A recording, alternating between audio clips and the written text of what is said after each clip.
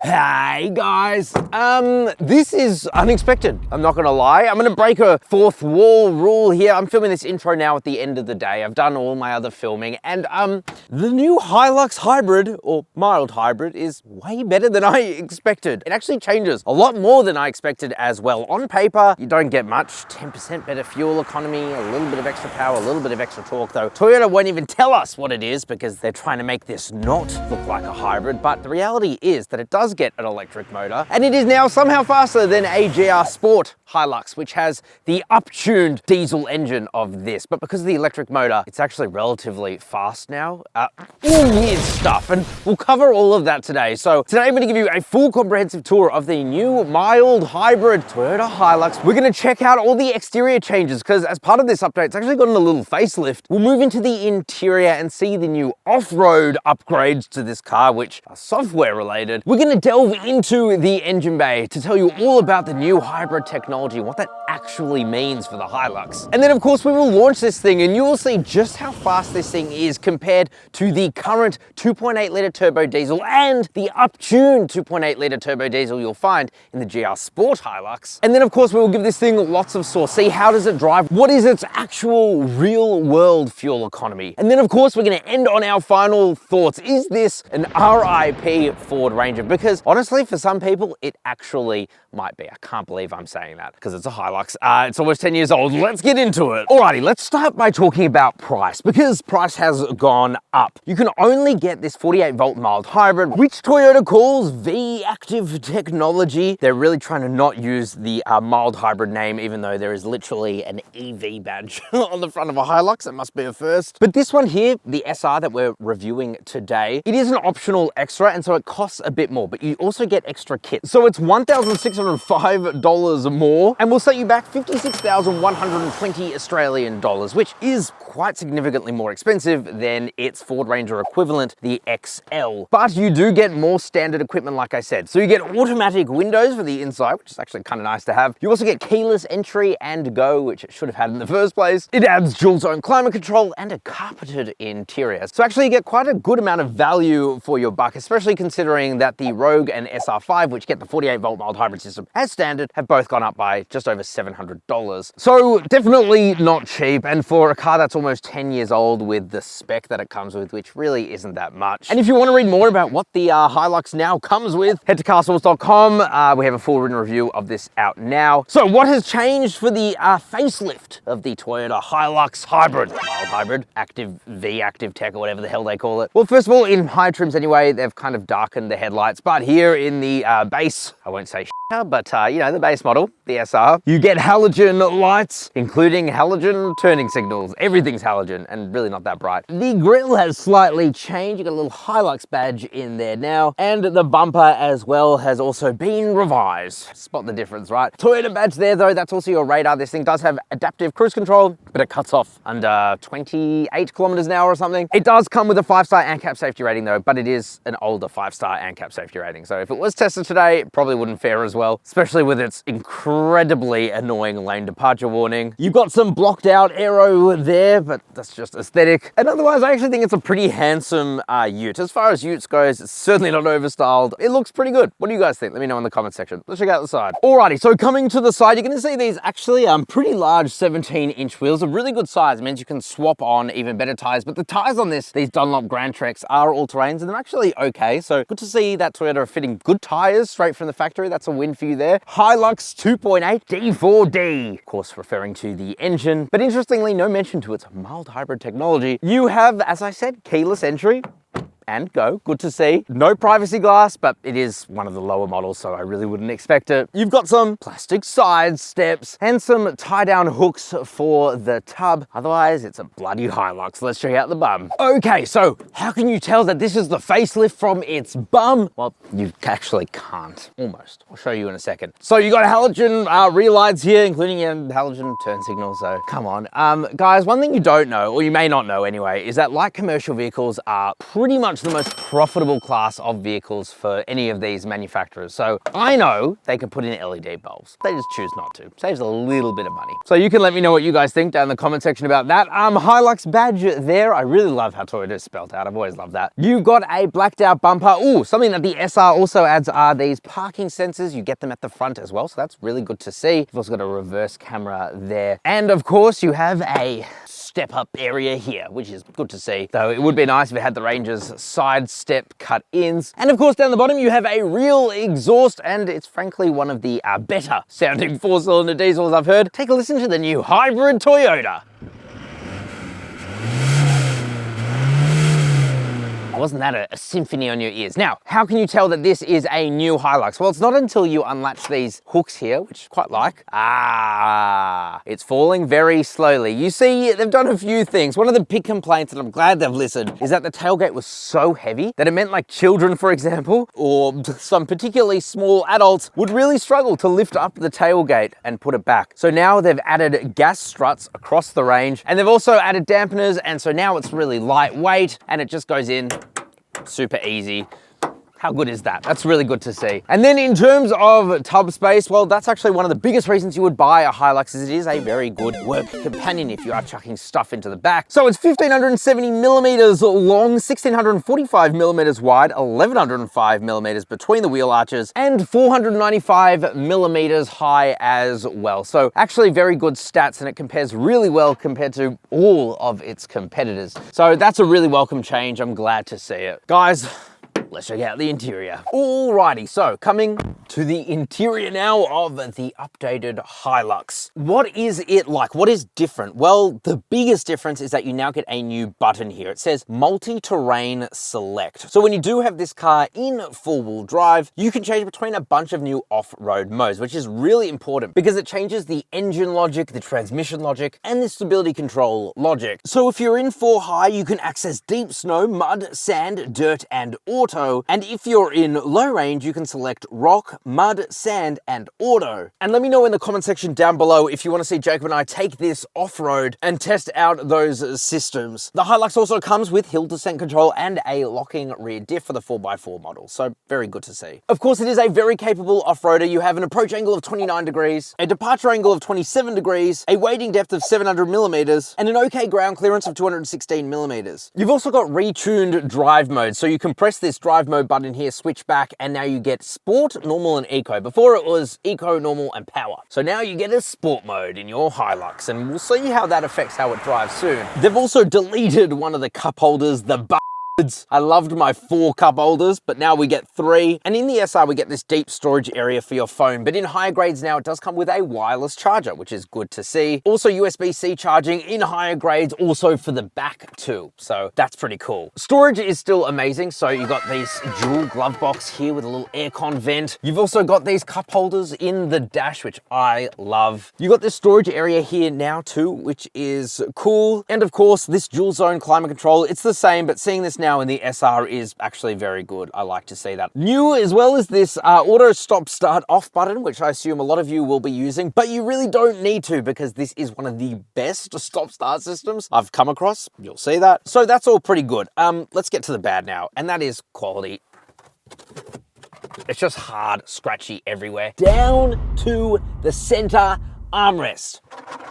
Why is that hard and scratchy? It hurts to rest your elbow on it. You can even see the impressions of the molding of this plastic. It just seems so shitty, I'm not gonna lie. There's also a decent amount of storage in there, but I think that that's blasphemous. I'd be covering that up almost immediately. The steering wheel is plastic. It just doesn't feel great, but whatever. You know what? Whatever.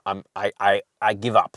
I really give up on arguing about this. The instrument cluster up in front of you, it's literally exactly the same. Of course, now you can see your new drive modes on it. And you also get a motor power screen, which will show you your little energy boosts from your motor. Your electric motor, I should clarify. This display here is just not good. It's seriously one of the worst in the industry. Really washed out graphics. Does have wired Apple CarPlay and Android Auto. What else is there to say? It's so basic. It's so basic. The seats are actually relatively nice. In fact, I almost prefer them to the leather that you can option in higher grades. Just a basic cloth, but they look nice. They are pretty comfortable, so no real complaints. Of course, you get your grandfather clock up here. It wouldn't be a, mid-2000s Toyota build if it didn't have that, would it? Speakers, you get 6, but unfortunately, they're pretty terrible. You know when a speaker goes off and you just hear like someone's punching the door? It's kind of what it sounds like. It's just not very good. And really, that's it. That's all the interior is. There isn't much to talk about. Apart from this center console redesign, it's the same. And that's really disappointing. It falls far behind pretty much all of its competitors now. This used to be better than a Triton, but not anymore. RIP HiLux, you've lost the interior race. Let's check out the back seats. So coming to the back, I want to start by doing this. Pulling the little seat up, you got a little bit of storage under there and you can keep that up, but you can no longer put up the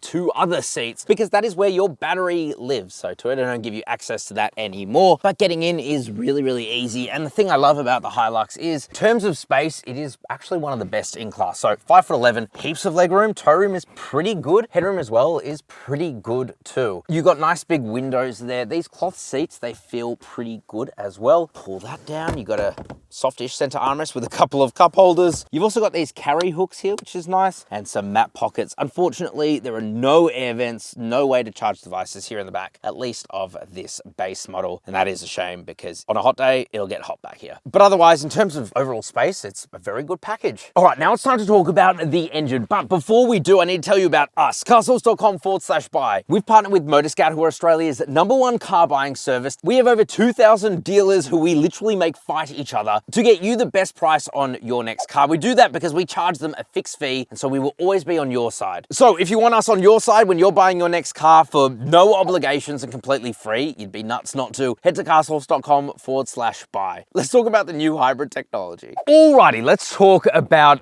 the engine now, specifically the V-Active technology, or the 48-volt mild hybrid system. First of all, what is it? Well, it uses a DC to DC inverter to charge a battery, which I've had to do a lot of research on, and from what I understand, it's a 1.4 kilowatt hour battery that's sat underneath the rear seats. And of course, it's mated to a small electric motor, and that's mounted quite high up in the engine bay, so it can still retain its 700mm rated wading depth. But also, this 48-volt mild hybrid technology does come to the GR Sport. And so let me know in the comment section below if you want to see us review the updated GR Sport with that technology, see if it's even faster. Really, the main point of the 48-volt mild hybrid technology is to power accessories while the car is off. So it has a really good stop-start system, and when you come to a stop now, the HiLux will turn off, but it will continue to power accessories like air conditioning and anything else requiring electricity. And that saves quite a significant amount of fuel, apparently. And it can also provide little spurts of energy when you do accelerate. And so on top of this 2.8-litre turbo diesel engine's 150 kilowatt of power, 500 newton meters of torque, the electric motor itself is supposed to provide 12 kilowatt of power and 65 newton meters of torque. And all of that, according to Toyota, is supposed to improve fuel efficiency by about 10%. The mild hybrid system also drops the engine idle speed down to 600 RPM, down from 720 RPM. And that means you use less fuel when you're idling. And of course, I have tested out all of these claims, including how all of that power gets sent through that 6-speed transmission to the rear wheels. So let's launch this thing and see just how fast it is, especially compared to other HiLuxes. Alrighty guys, so now it's time to launch the updated Toyota HiLux, the mild hybrid Toyota HiLux. When we reviewed the SR5 last time, which obviously didn't come with this mild hybrid system, that had a 0 to 100 of 10.29 seconds. And then the GR HiLux, we timed that 0 to 100 at 9.94 seconds. So what will this mild hybrid get? Well, keep an eye on this gauge here because this shows our electric motor status. I am so curious to see exactly what we're going to get 0 to 100. Theoretically, it should be better, but there is added weight from the electric motor. But also, we're in the lightest dual cab 4x4 HiLux you can get because we are in the POV spec. So we've got a specialist timing gear here. We're going to use satellites to find out exactly how fast we will go. So, foot on the, oh, turned off. We love that. Let's put the car into sport mode. Still off. You go, you mild hybrid. Fist me. Here we go. Brake boosting it. Oh, it didn't like that. Oh, and it turned off. Let's do that again. Brake boosting it, and here we go. All right, let's not brake boost it then. Oh, and it's off again. Brake boosting it, here we go. All right, let's try that again. Foot down, a little bit of revs, and here we go. Nice, that was a good build. Come on, baby. Doesn't feel that fast, but it is faster! 0 to 100 in 9.51 seconds. It's pretty cool. All right, let's drive this thing normally. Alrighty, guys, let's get into the main crux of this update, right? It's, of course, the fuel economy. So let's turn the car on. First of all, I love the way it says depress the brake. It's like you have to say, your mum's ugly. Unreal. It starts up. So like I said, Toyota claims a 10% better fuel economy, at least according to lab testing. We're getting 8.4 litres per 100 kilometres. Last time I drove the HiLux, I got about 8.8 litres per 100 kilometres with the same engine. So yeah, it's about a 4.5% increase, something like that. That's decent. That's about what you would expect, I guess, because lab results always lie. All right, so one of the big changes now, of course, is in the display, we can see a little hybrid screen. Look at that. Motor power. We can see if it's ecoing the car forward, powering the car forward, or if we're charging. Dirty old HiLux just went past. Up yours. So let's see if we can't see a little bit of boost from this electric motor as we edge forward, floor it. Oh! And it's gone. Yeah, so it provides a little bit of a push, I suppose, when you are driving along the road. So even though this thing does have an EV badge on the front number plate, it was probably wise of Toyota not to call this thing a hybrid, because the fuel efficiency is slightly better. And really, unless you're at low speeds, the electric motor doesn't really do much, and you never really notice it. But that's not necessarily a bad thing, because you put your foot down, and there's still plenty of grunt from this engine. It's actually one of the best turbo 4 cylinders in the class, just because one, it is reliable, no doubt. Oh, put the car into sport mode. Handling, better than I remember. It's just got that really good amount of boost, amount of torque, amount of power. And although I will be totally honest, it is essentially imperceptible. If we, again, slow down a little bit, blah, blah, blah. Here we go. You can see it charged up the battery there. Put our foot down. It just provides a little bit of a boost at lower speeds, but it will never run in full EV mode. It's not a proper hybrid in that way. It is still a 48 volt mild hybrid, no matter what Toyota wants to call it. And for those of you who don't like change, which seems to be a lot of HiLux owners, to be honest. Oh, we just got a little bit of boost there at higher speed. That's pretty cool. Oh, and again, I guess you get that in power mode. It still handles like a HiLux, very heavy steering. That's not necessarily translated into good handling. Obviously a lot of body roll, that's every Ute. And because we have leaf spring suspension, obviously no shit. It's pretty bouncy at the rear, especially because we have no weight in the back, although we do all of our tests with no weight in the back, but it's still handling actually remarkably well for a large Ute. Comfort is okay. It is definitely one of the firmest in the class, and that is across low speed and high speed, but I'm having a surprising amount of fun, more than I remember ever having in a HiLux. And I just like when we're slowing down, the engine is actually the thing that's charging the battery. It's not like regenerative braking. It's coming from the motor itself. I guess you could call that a form of regenerative braking. It's just not coming through the brakes, if that makes sense. But I'm gonna switch the car back into eco mode, because this thing, the number one thing you notice driving this thing around now, is that it has a start-stop system. And when we were reviewing the Mitsubishi Triton, I don't know if you remember, guys, but it was pretty terrible. So one of the things they said is that this stop-start system is so good, it's even good on a hill. So we're gonna start a bit further up Saucy Corner. We'll let the engine turn off. It's gone so quiet in here. Put our foot down.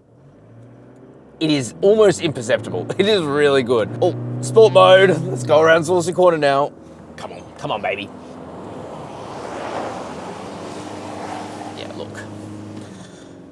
Certainly not the worst. Also not the best, but it's okay. Look, I think overall, for most people, you're not gonna notice the difference with this 48 volt mild hybrid system, but at least it's not annoying. You know, again, when you come to that stop, it doesn't just, it's just not annoying. It just turns off, turns back on really quietly, doesn't vibrate the whole car, and it does it like every time. It's actually a very good implementation of it. In fact, it's probably the best in class. And again, is the fuel efficiency gains that amazing? No. It's really not. But hey, it's something, it's movement forward. I just think the rest of this car really needs an upgrade. Probably needs an overhaul. And with that, let's get into our final thoughts. Alrighty guys, final thoughts on the facelifted Toyota HiLux, the mild hybrid Toyota HiLux. Should you buy one? Well, honestly, it's okay. I still definitely don't think it's RIP Ranger. It is really basic in pretty much every way, and when you compare it price for price with a Ford Ranger XL, that does pretty much everything except for fuel economy better. So it's a pretty good ute. It's definitely a solid choice. If you want something reliable, there's no doubt that the 2.8 litre turbo diesel in here, apart from the old DPF issues, is actually relatively bulletproof, but you are compromising on a lot of spec, on a lot of stuff, just for the Toyota badge, in my opinion. But I will say the 48-volt hybrid technology in here is a really good implementation. I think it just adds a nice little boost, and I'd be really curious to see how the off-road stuff goes off-road, the new software. So let me know in the comment section below if you want to see Jacob and I review this thing off-road and test out those new off-road buttons. And as always, if you want to buy one of these or any other car, we can get you the absolute best price with cars that are in stock. Just head to carsauce.com/buy. It's free for you, and genuinely it's worth it. All right, ciao for now.